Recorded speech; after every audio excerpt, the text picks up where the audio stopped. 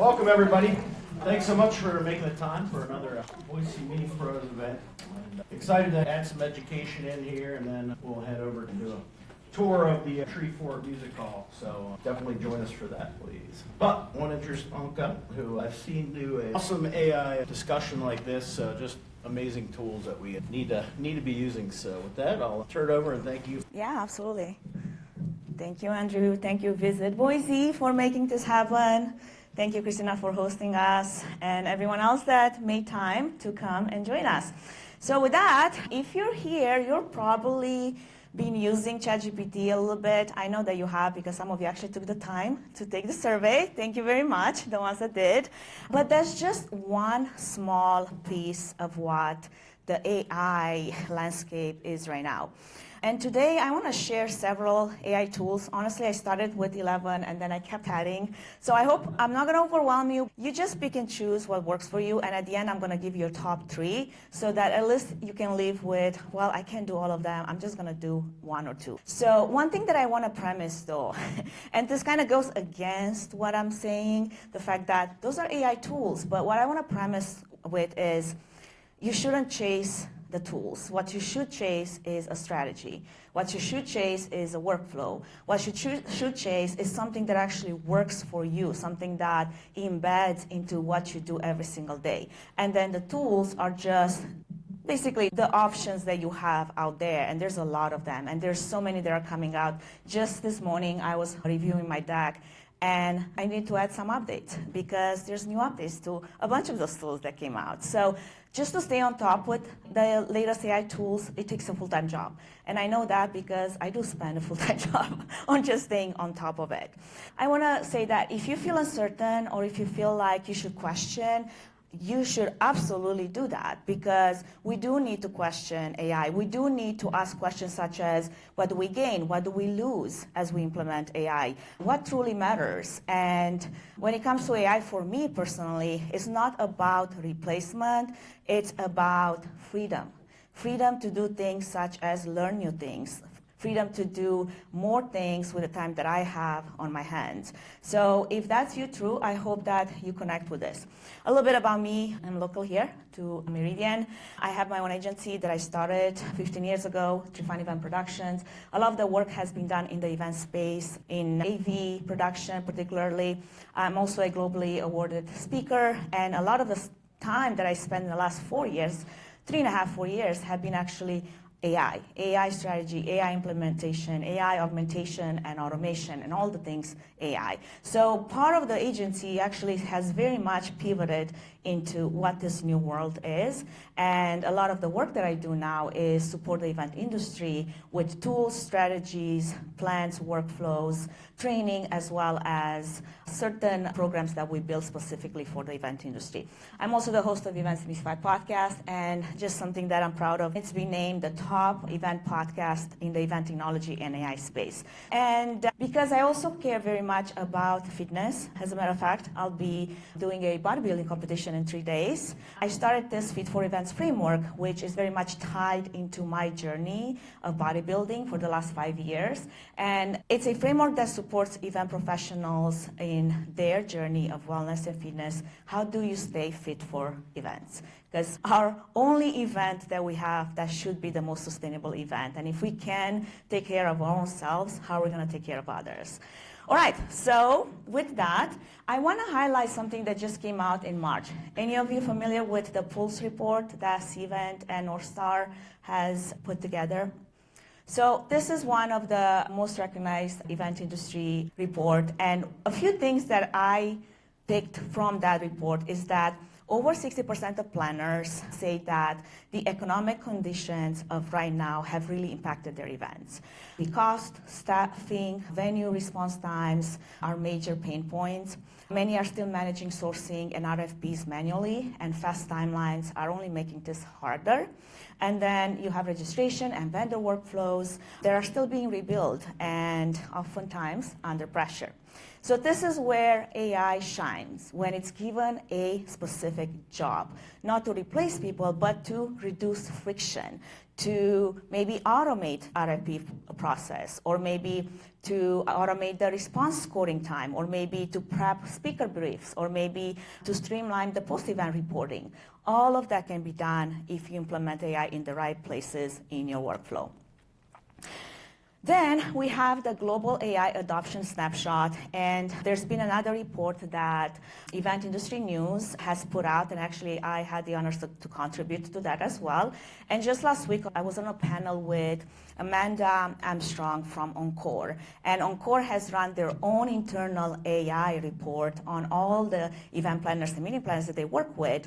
And a few things that piqued my interest that seem very much similar across the board is the fact that AI interest is high, and planners are experimenting with AI when it comes to content, surveys, agenda, marketing, but consistent structure use, it's still very much rare. Too many teams are trying to plug AI just because they feel the pressure that they should. And to me, that's not strategy, that's a technology FOMO. And it leads to inefficiencies and confusions and overwhelm. So the way AI can deliver results and solve real business problems is when you start asking yourself, where are the bottlenecks in my workflow?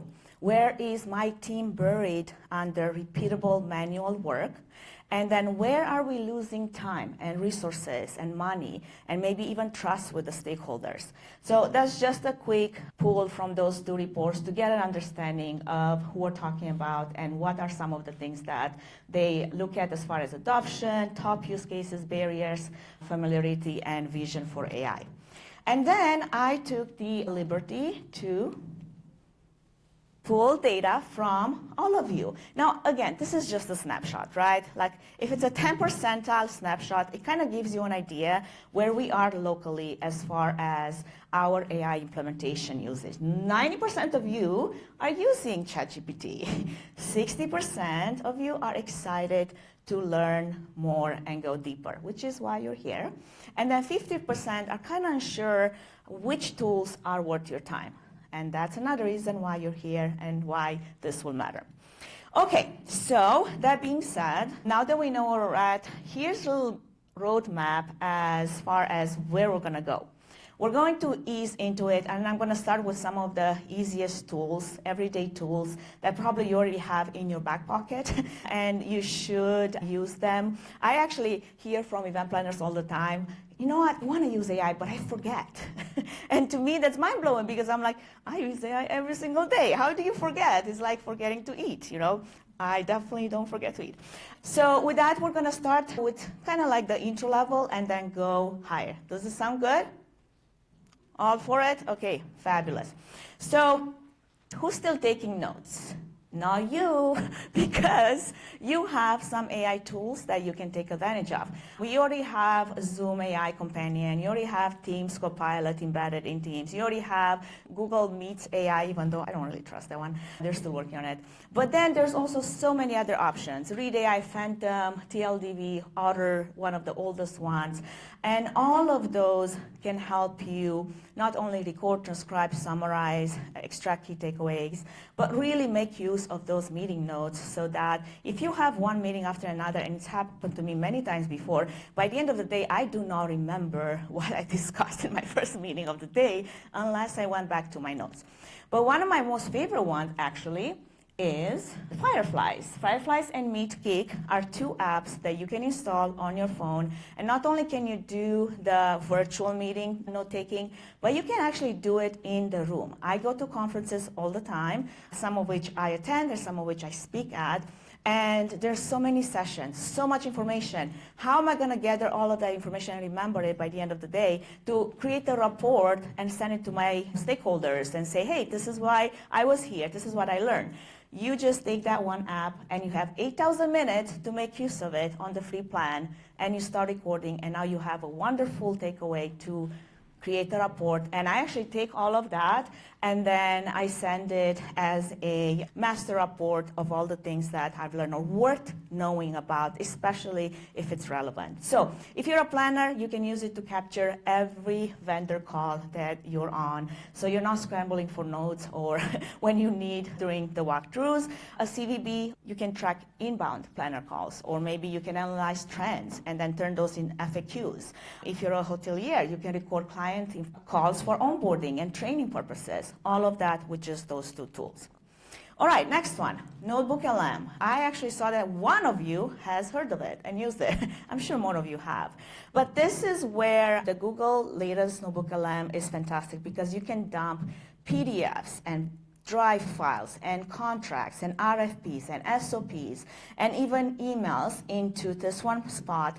And then you can ask questions such as, what's this cancellation clause that I need to know about? What changed from the last draft? And it can then cite every answer, spin summaries, and can draft outlines without you having to touch the original document.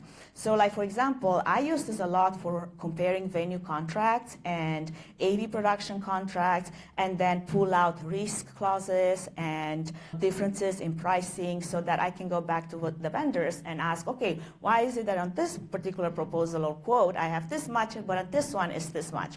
You can summarize partner agreements, and then you can write grant proposals. This is the best researcher tool out there. I took a little snapshot of that and make sure that we can play this. It's going to be very much sped up, just for the purpose of not staying on it forever. But like, for example, this is the best tool where read this 80-page RFP or contract can be replaced with ask this document what really matters. You can create mind maps, and then if you're actually an audio learner, you can even create a podcast for yourself with this tool, which is funny because now you can interject the AI conversation and you can ask questions. And the AI are literally creating this content on your documents, and then you can be, hello, I have something to add here. And they stop and they're like, okay, tell us more.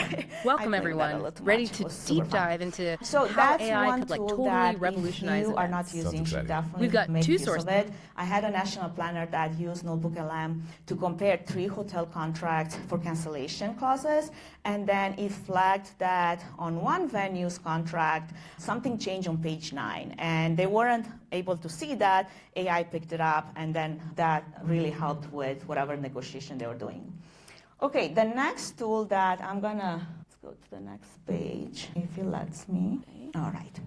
Google AI Studio. Any of you play with that one? No? Okay. This is super cool. But here's the cool thing about it. When I recorded this snapshot, which is actually, I gave it a prompt to generate a storyboard for a 3-day off-site incentive with the wellness focus.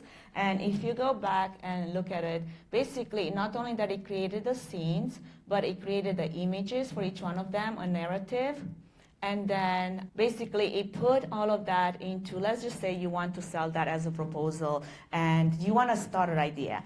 In all of those tools, what I want to highlight is the fact that you should always use it as a draft. This is your draft, right? So some of the best practices as far as using this tool is tell a story. Don't just give it a one-off prompt.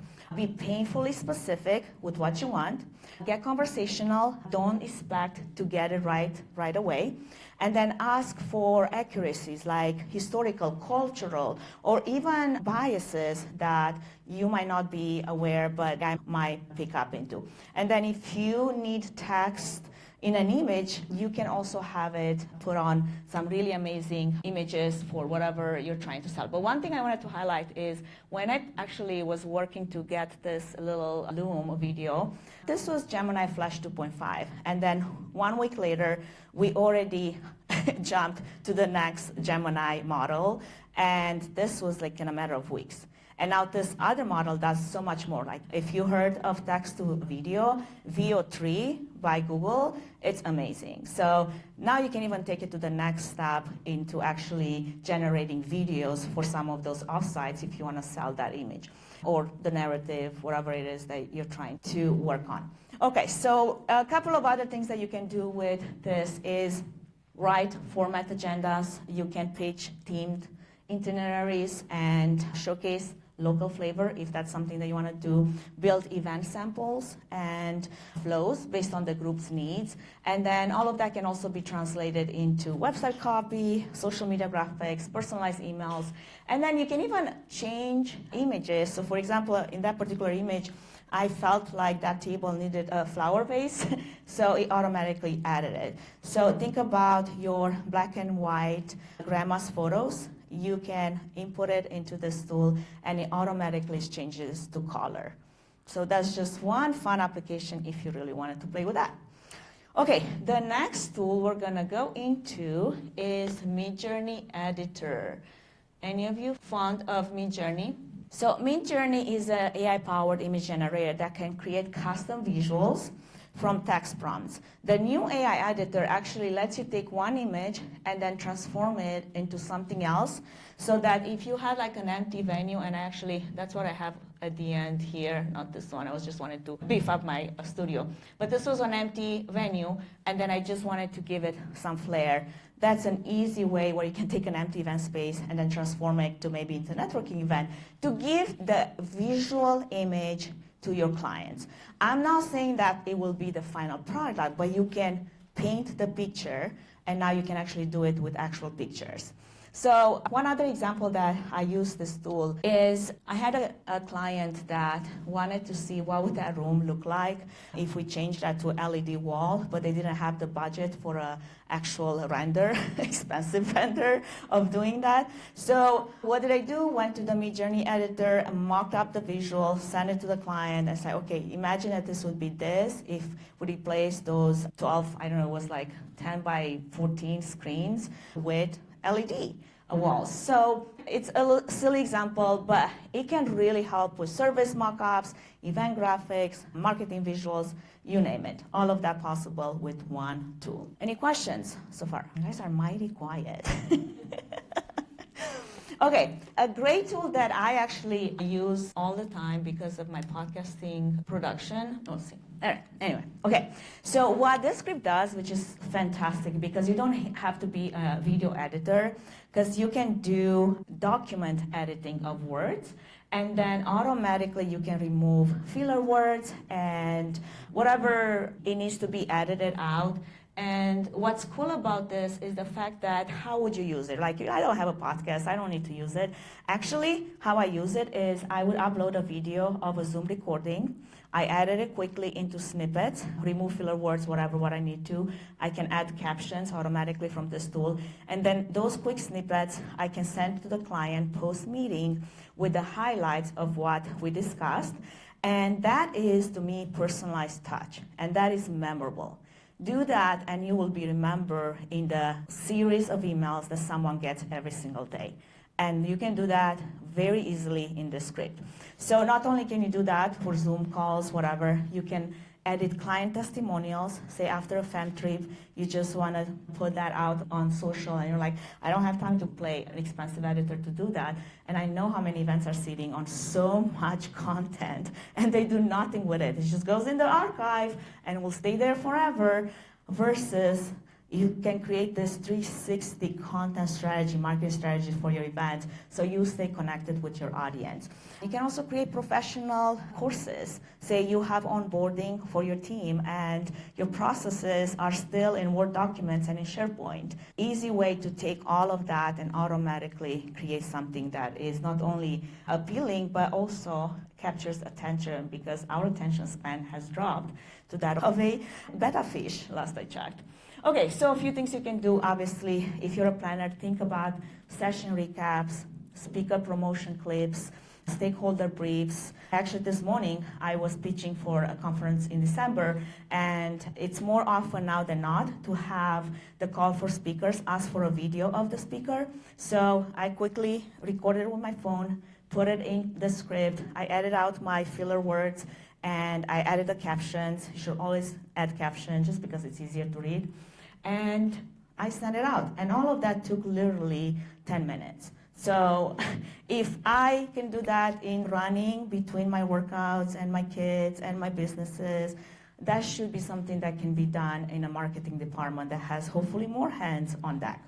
Another example here, actually, I was on a fam trip in Alaska with Visit Anchorage.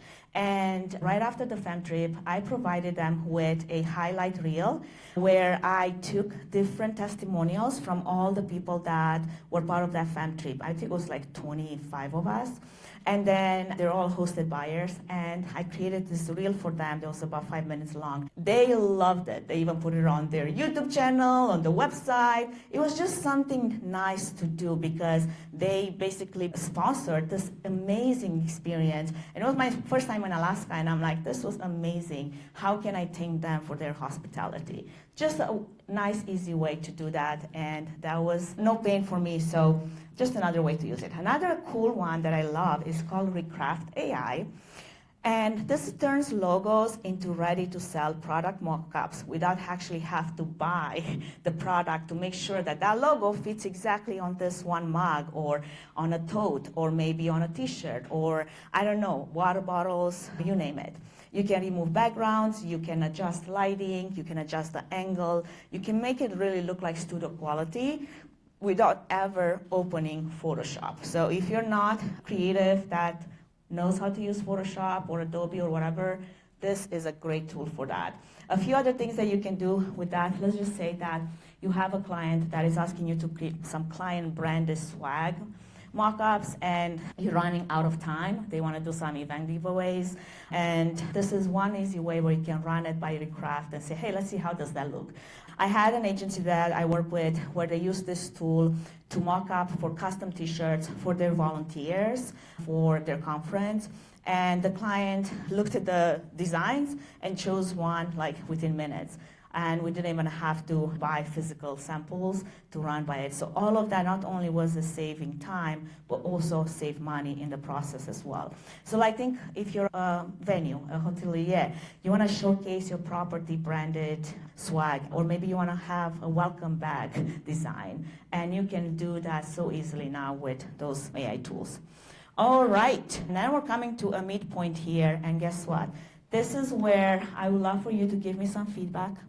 So you're going to take your phones out, you're going to point it at the screen, you're going to scan the little QR code, and then you're going to tell me what inside stood out the most so far, what's one AI tool that you will apply right away from the ones that we covered, and we're just halfway, and also what could be improved for next time. I take those feedback surveys to heart, and it also gives you the ability to receive my thank you gift for taking the time to do that.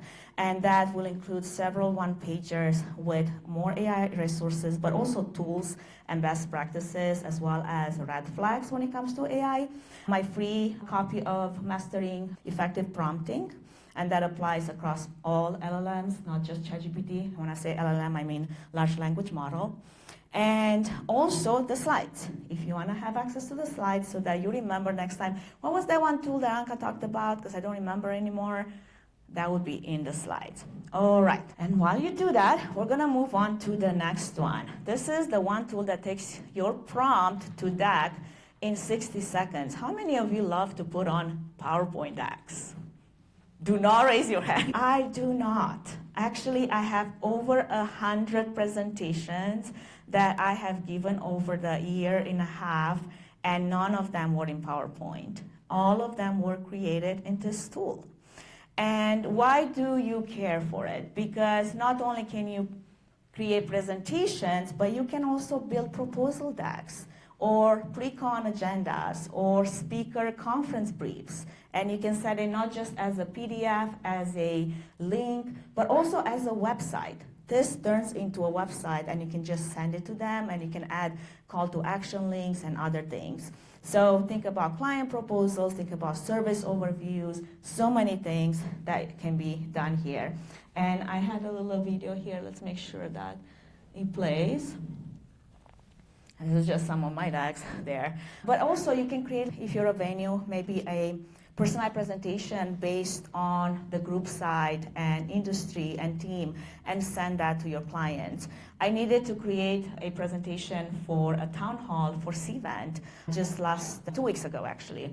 And of course they came at it last minute and they're like, can you put together, whatever, this like, what's the state of AI in the event industry? And you're gonna be joining us for the Q2 town hall. And I'm like, how much time do I have? I'm like, oh yeah, you have a day. That was fun. Obviously, it took me a day just to do the research. And then the last part of that was spent drop it in Gamma and get it done. So one of the best prompts that I use with this is like create a minimalistic, professional looking 3-slide presentation on how, say, blah, blah, blah, blah does da, da, da, da, right? And then you also want to give it use a clean layout, use bold headings, concise bullet points, and then high quality visuals. I will tell you though, this will be a draft. I'm not gonna go and send this to a client just because AI spit out the first version of this. You're gonna spend some time to edit. You're gonna replace some of the images, but it gets you started. It gets you to that first point, especially if you're someone that you're thinking, oh my gosh, I have to put together this PowerPoint and you're procrastinating until the very last minute, how I like to do. This will get you started, and then now that you have the outline, then you can edit to your liking and you can add more things to it. Okay, and another tool that I like to highlight, this is actually a great one, and it's called Ulysses AI, and it makes your spreadsheets talk. How many of you love spreadsheets? I knew there has to be an event planner that loves spreadsheets. I mean, you've been using it forever, like Breen is there, it's like, yeah, I love my spreadsheets. Okay, so if you're using, say, Excel under the Microsoft Enterprise license, technically, you could use Copilot in Excel if you really wanted to have a conversation with your spreadsheets. And not only that, you can ask a question, it can verify formulas, it can run all the X lookups, V lookups, all the lookups in the world for you, and then create wonderful graphics and visuals. But in order to do that, you have to first have Microsoft Enterprise, and then you would have to have that added as part of your plan.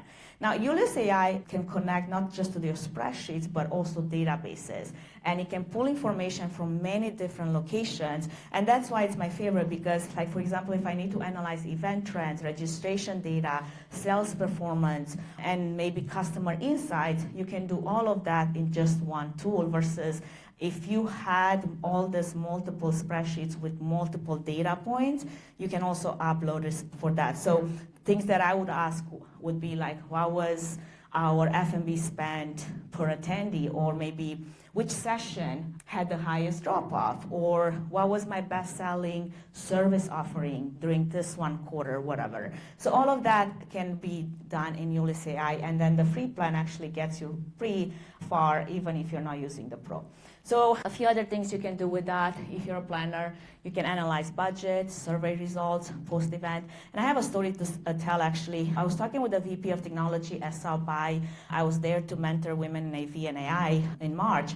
And he was telling me the story how up until 2 years ago, they used to spend about 6 months post South by, and this was their team of like 3 and 4 people, analyzing every single survey for every single session that was happening at South by. And there's a lot of sessions at South by in their defense. But they were taking those seriously. They would label them, they would tag them, and then they would create a system to make sure that every piece of feedback was accounted for so that they can take some action on.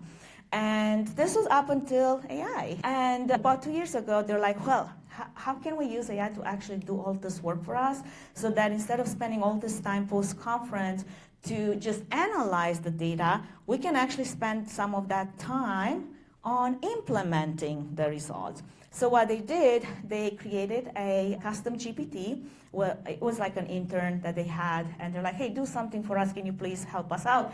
And they created a custom GPT that they inputted all their surveys, and then it automatically labeled it for them, customizing whatever each session by certain criteria that they gave the custom GPT to analyze by, tagging it, all of that. So that whole thing that took like about 3 months, it was done in about 2 days' time, and by the time they were done, they're like, now what? Well, what would you do now with all the time that you have saved? Now you're going to spend implementing, coming up with better ideas, better ways, actually taking note of some of the feedback that you're receiving to do better. So that's been their strategy in the last 2 years, to actually really work on implementing, on strategy, on not just reviewing those, and some of those surveys, there are so many that they will be like lost and forever forgotten. So just one way in which you can really make use of technology, and it's particular AI. This is where we get in some of the fun things, and this is where a lot of the automation workflows are so helpful, especially if you have repetitive things that you do. And what these tools here do, they actually move data between apps. So like, for example, from SharePoint to Google Forms to spreadsheets to Slack, whatever it is, the tech stack that you use in your organization, you can do that. So not only can you automate workflows, but you can do things like sending emails, you can update CRMs, you can process event leads, all with one single workflow. And I was working with an agency, and they were working under Microsoft Enterprise license, and they've been working under Microsoft Enterprise license for like 20 years, since Microsoft was a thing, probably longer than that. And they were an agency, like a 30-year-old agency. And I was asking them, so have you guys ever used Power Automate? Power Automate actually is a workflow free app within the Microsoft license. It doesn't even have to be enterprise. You can actually have access to it no matter what plan you have. And it's like Zapier, only free, because you're already paying for Microsoft. And not only can it do things like auto-track speaker submission, it can automate some of that analyzing of the survey data. It can even give you invoice status automatically if you create this workflow, where it can generate an update based on this invoice is pending, this invoice got paid, or this invoice still has something due. I have an entire course on Power Automate on YouTube, so I'm not going to get a whole lot into that. I just want to open your mind to know that it's there, it's possible, and if you want to dive deeper into it, you can definitely do so. So you can even automate, for example, rooming list reminders or banquet charge orders. And if you are someone that gets a lot of Teams updates, you can make that to be the workflow. So just a few ideas here, and those are 2 workflows that I have created for myself to do different things. One of them is content generation automatically. Actually, everything that goes on my LinkedIn at 7:30 a.m., Monday, Tuesday, Thursday, Friday, it comes from this one workflow. All right, let's get a little bit into AI agents and automations. And why and how are AI agents different from, say, example, the automation tools that I just shared? Because instead of following like a set sequence of steps, the AI agents that are coming out, and they're really predominantly now used into tech stacks, and a lot of the SaaS companies are building AI agents into the future, is because they can think, they can adapt, and then they can refine their processes, and that makes them far more flexible for business operations, for professionals who juggle multiple things. And it can do things like handling onboarding, employee onboarding. It can automate invoicing and contract drafting. It can do lead nurturing and follow-ups. They're really, really changing the way we operate, and I'm gonna show you a few that are my favorite that I use. But really, what I'm trying to highlight here is not only will they help you work smarter and faster, but you need to be aware that it's happening. Even if you might not be touching an AI agent anytime soon, you need to be aware that your work is changing. There's actually one tool that I'm gonna show you in a minute here that on behalf of one hotel, the whole purpose of that tool is to outsource. And it's an AI agent calling on behalf of clients, venues, and hotels, and then negotiating on their behalf. This is happening right now, and there's tools for that. Also, another thing to keep in mind, Cvent, Salesforce, Adobe, Amazon, Shopify, any SaaS company out there, they're putting their money behind AI agents. So that is where the future is going, and that is truly where you should be paying attention to, because it might not be something that you're going to touch in this new workflow that I'm going to show, but I want you to be aware that's happening in our world. Okay. So the current array of AI agents are really good at, for example, executing tasks. And we are right now at that level up there, tier 1, task executor, especially when they're built on top of large language models like ChatGPT, Copilot, Gemini, Perplexity, you name it. They're more like copilots. They're more like schedulers. They're more like workflow bots. But the AI agents are evolving as we speak into tier 2, which is more of an adaptive actor, as in a decision maker. And this tier represents the direction towards which we're going as we move. And as AI agents advance through those tiers, they really will transform not only our workflows, but also the tools that we use, because will take us from just simply executing a task that you give it to a multimodal agent that can do multiple things. Not only can it do multiple things based on the flow, but it can think for itself, and then it can change paths based on the learnings and new information that it's learning. So it's adapting as it goes, and that's where not only are we looking at a task executor, but we're gonna look at an independent problem solver in no time. One of the tools that I use for, that I use for building AI agents workflows is Mistral AI. And this one is not just another chatbot. What it really does, it's a no-code platform for creating custom agents that can automate a bunch of the real work that you do. So for example, think of having a digital assistant that can handle sourcing follow-ups, or maybe it can do client onboarding or employee onboarding, or maybe it can operate some of the busy work that you do, calendar scheduling, email tagging. I have an AI agent that actually cleans my inbox, because I'm one of those people that needs to have a zero inbox by the end of the day. And I swear to God, I do that at the end of the day, and the next morning, I'm like, how is it that I have 50 emails? When did this happen? So ways in which planners are already thinking how they're going to implement AI agents into their workflows is, like, for example, building an AI agent to monitor or respond to inbound RFPs, send intro emails, schedule discovery calls. All of that can be done right now with what we have. If you're a venue, you can use an AI agent, like I said, to respond to group inquiries. It can send room block assignments or contracts. It can do follow-up emails and whatnot. All of that based on just one workflow. Another one that I like, it's called Senna AI.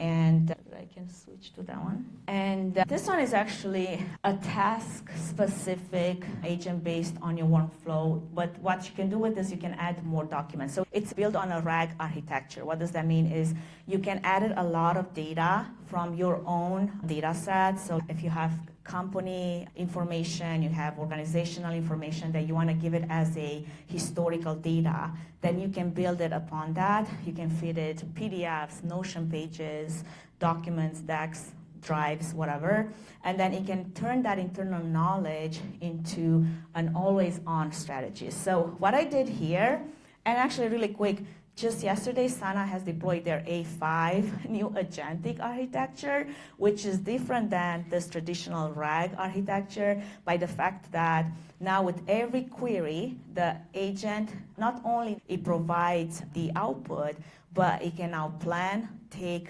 actions, reflect on those actions, and then change paths if it needs to. And that happens in real time. So there's just literally a change between last week and this week as I was updating this deck. So what I create this agent is I have this database that it's for all the open speaking opportunities in the event space. So I wanted to have Sana, this particular agent, go and check my Notion database, and against that database, go online to check which of those conferences have the call to speakers submissions open, and then pull that information and then draft 3 personalized pitch proposals. Then I can take and send it to those conferences. And all of that, it kind of does it in the background because it has my database that it plugs into, it has the information that's online, and then it comes back to me with, based on these tracks And based on your expertise, as in my expertise, here's 3 topics that you should submit for this conference. And all of that without me having to actually do all that work, which I've done in the past. It's a lot of work. Okay, Agent Salesforce, and I'm almost done, you guys. This is a lot, right? I'm like, I need a break. Hold on, let me drink some water. Okay, Agent Salesforce. How many of you use Salesforce? Any of you? Okay, I see a couple of you. Yeah. If you're a larger organization, probably you can afford Salesforce. It's not that cheap. But Salesforce actually just came up with their Agentforce, which is AI that thinks like your best sales rep, only at scale. And this is their next generation AI layer that it's built directly into your CRM, and it can go beyond automation into actual intelligent action. So this is a video that I took from their website, and it walks you through how you can create very easily with LLM, with a chat type of instructions. Not only you create the AI agent to connect to your CRM, but you can also create workflows, what happens after that. So think about actions based on deal behaviors, based on historical patterns, based on real-time engagement, all of that possible with this agent. So like if you're a planner, maybe you want to use Agentforce to track planner outreach and then automate some of the proposal follow-ups and then prioritize the hot leads versus warm leads. You can leverage it to personalize group sales, group outreach, scored leads, all of that possible because you have the ability to do it. But again, this will not be one of those free tools and it will cost you something. But that's not to say that, say, you couldn't build a similar workflow in Mistral or in Senna if you knew what steps you wanted that workflow to take.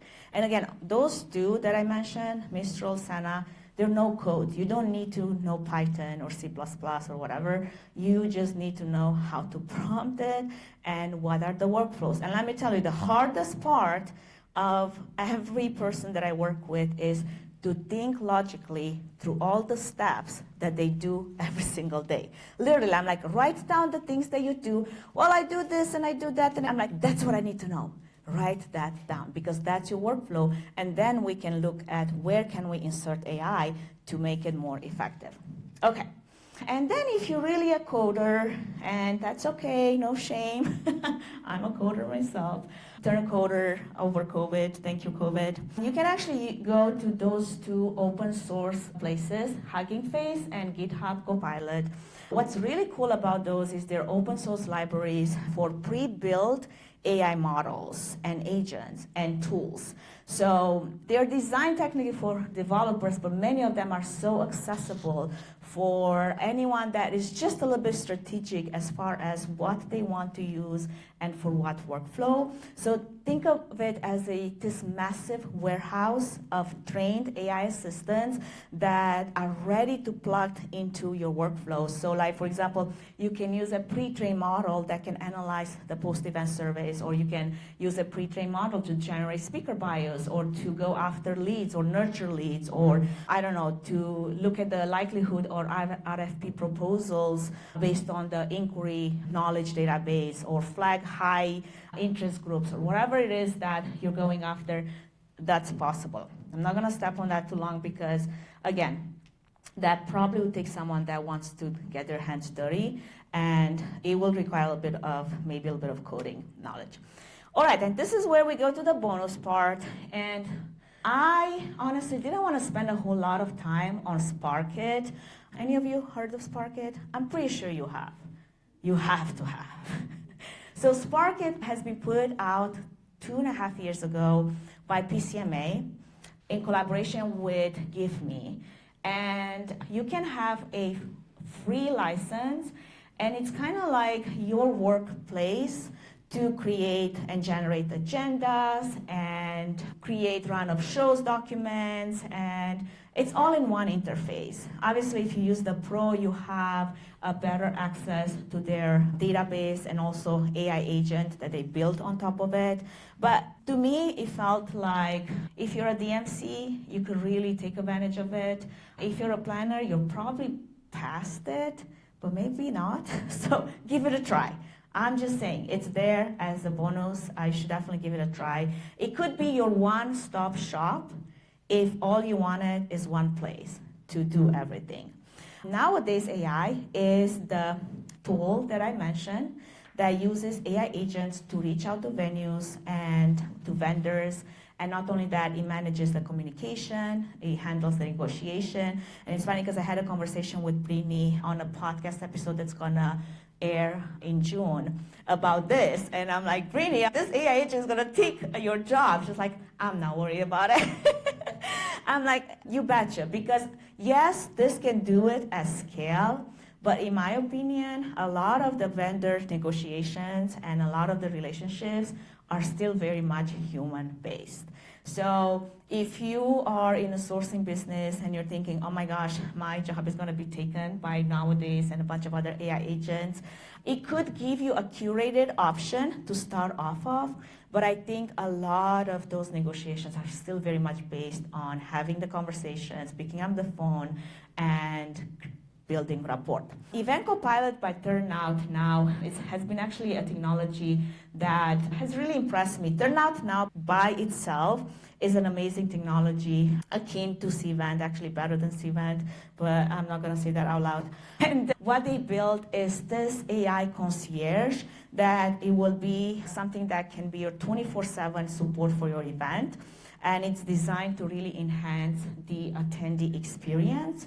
And then it can streamline event management, real-time, personalized support, smart AI matchmaking, and also give you actionable insights, because Turnout Now is actually a data analytics platform. So it really pulls into the data points to not just give you a nice chatbot that can talk to your attendee, but give you that dashboard with a lot of data to know, oh, this one attendee actually really liked that one session, or maybe they interacted with this vendor and this vendor and this vendor. Maybe they're really interested in this other service. A lot of data that you can pull from that. And then Cvent obviously is working hard on, I don't know why that C is there, but it's supposed to not. Working hard on their AI tools. One of them is AI writing assistant that can auto-generate event copy, bias descriptions. I just feel like Cvent, with all their resources, they're so behind, and I don't understand why, but you didn't hear that from me. All right, so my top 3 tools, if you were to be a meeting planner, a CVB, DMC, DMO, and then a hotelier or a venue. I would look into those. Maybe if you wanted to start easy, instead of Turnout Event Copilot, look at Sparkit. In retrospect, maybe I should have put that there. Notebook LM, fantastic research tool. And then Fireflies, you definitely do something with your meetings and do not let them just go to waste and not take advantage of that. And then obviously CVBs, DMOs, DMCs, they care about sales, so there'll be something to look into it. Nowadays, AI could be a sourcing tool. And then Sparkit I added there because I felt like that could be a tool for those particular interest groups. Okay, and with that, I'm actually coming up to a wrap-up. Can you believe that? I'm only like 20 minutes over. Here's my advice. Pick one tool. I know I covered a lot. That's a lot of tools out there, and there are actually more coming as we speak. If you really are an overachiever like I am, maybe 2 or 3 more on top of that. But really commit to trying one tool this week. You really have a great collection that I have covered right now. Give one a try and test it, but really test it. Give it a chance, and then see if it really helps some of the workflows, the things that you do. Personally, I know what works and what doesn't. I actually test AI tools all the time. I have different tier consultation packages that I offer to event professionals specifically, so they then don't have to spend the time on doing that themselves. So I do it on their behalf. And with that, a couple of other things. Oh yeah, I have a course coming up. There's an early access on demand course. If you scan that QR code, you'll have the link to sign up. And the reason why you want to sign up early is because you're going to get a few extra resources with it. And then a couple of episodes that I wanted to highlight on the podcast that really touch on AI are those 4. And those were from season 10. Noah Riley is actually local to Boise. Peter Mitralier is the CEO of SpotMe. And then I talk about AI agents, what to trust and what not to with Vlad. He's a Microsoft AI agent expert. And the last slide was this. If you really wanted to get a little bit deeper into AI and you're more of a self-paced course kind of person, that would be the great starting point. And with that, I'm done. Questions? When you do your research, what have you found the lab time is? Because there was the saying, like, if I just like, hey, tell me like what you did with NAPA, right? Put like a proposal together. It was said that the information is 3 months, so the last 3 months of data. That doesn't apply anymore. No, because some of those tools, they already have such deep research capabilities and models, and they already search the internet. That was something that ChatGPT was limited by up until like maybe a year and a half ago, but it's no longer the case. But it's a great question. Any other questions? Okay, what's one of your favorite tools from all the tools? Something that stood out. Spark it. Like, it's the one that I'm like, I didn't even spend time on. Great, thanks. No, I think you should definitely give it a try if you wanted to have, again, like all in all. I'm more of a person that likes to stack different tools. So what that means is like the same way how AI agent workflows work. They use multiple tools to do different things, right? So like, for example, because I've used ChatGPT the most, I will start there as my starting point with whatever thought leadership the piece that I need to come up with, because it really, really, really knows me to the point where I think it knows me better than I know myself. I actually use it as a therapist sometimes. It works. So then I start there, and then I take it to Notebook-LM for research and adding more context and more documents, whatever it is. Let's just say I'm preparing for a speech, right? So I would add it like different transcripts from other talks, and I would say, okay, I really want to build this for this audience. Like I was preparing a talk for AI government planners, and I've never actually worked once as a government planner in my life, and I'm like, what are some of their limitations? What are some of their concerns? What are some of their compliance challenges? So I needed to do a bunch of research to even be able to create a relevant talk. And I've done all of that, starting with my outline built in ChatGPT, and then going to do all this research, Notebook-LM, based on some other content that I created and talks. And then went to Gamma, again, stacking to generate my PowerPoint slides, and then the script is what did my editing of the talk. All that to say that that talk got a 5 out of 5 rating because it was really, really relevant. Again, because I put in the time. And one thing about some of my AI talks, I never give the same AI talk twice. I don't think that that would be relevant because there are things that are changing so fast that there's no way. When I go to some of the conferences, and actually this happened, I was at IMAX last October, and I'm like, I want to see what people are talking about AI because I'm interested, right? So I go into this breakout room, and again, I think I talk a lot about Cvent. I'm going to have to go and edit some of this out when I'm putting it out because I like Cvent. I actually like some of the people, but they were really putting on this breakout in one of the rooms at IMAX, and I kid you not, they were teaching ChatGPT 2.5. I don't even know it was 2.5. In 2023, we were talking ChatGPT 2.5. And I was the asshole in the back, raising my hand and saying, excuse me, but don't we have now 4.0 and some other models that right now are relevant? Why are we talking about 2.5? And I kid you not, the presenter said, oh, I'm so sorry, they didn't update my deck. And I went to the CEO right after, and I said, all right, so you guys really want to be at the forefront of technology in events? And this just happened. I mean, tell me that this is true. And they're like, yeah, marketing didn't send the right deck to the presenter, and poor her, she had to present on ChatGPT from 2023. True facts. All right? I got ill.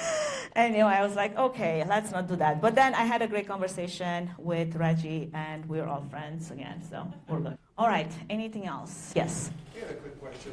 Nowadays, I know you mentioned Yeah. Spark It. Just got a lead from them yesterday. caught in this loop. So I guess my real question, is this a person? I did not know it was AI. And I've tried calling, we've tried emailing, but it keeps sending to the same person. Like 4, 5, 6 times we're waiting for a response. And we've called, responded back, and there's nothing happening. Almost like they're not recognizing we're responding. So I was curious what your example is, or your experience is with nowadays. I think that would be. So yeah, nowadays AI, the reason why I put it as a bonus is because I just had a demo with them a week ago, and I raised a few concerns similar to that, and then similar to the conversation that I had with Brittany on the podcast.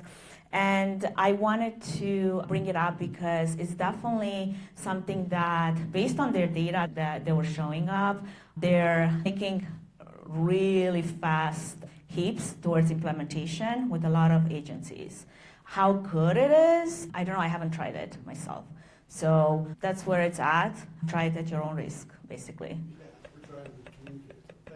Thank you. Was it the agent that you think it was on behalf of them, or was it the person? Because I know Ashley, she's one of the co-founders. Can't get a hold of this guy. I have an email for her. Do you have her email? Do you want to? What's her name? Ashley? Ashley? No. I'm not sure. Yeah, you want to connect with me later, and then I can try to make that introduction, because I literally just talked to her last week. Great. Thank you. Okay. Okay, any other questions?